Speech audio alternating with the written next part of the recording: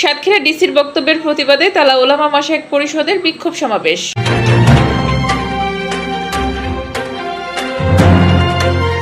দর্শক সকলকে আমন্ত্রণ জানাচ্ছি বিবিআর নিউজে। সাথে আছে আমি তাসনিম যারা। শুনছিলেন সংবাদ শিরোনাম, এস এম মোতাহিরুল হক শাহিনের তথ্যচিত্রে বিস্তারিত দেখুন।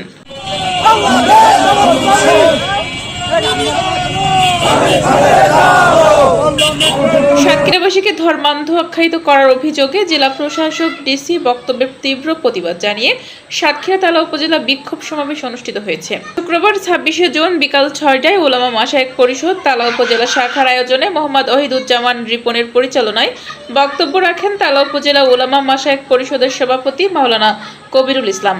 সমাবেশে উপজেলার বিভিন্ন এলাকা থেকে আলেম ওলামা, ধর্মপ্রাণ মুসল্লি ও সর্বস্তরের সাধারণ মানুষ অংশগ্রহণ করে।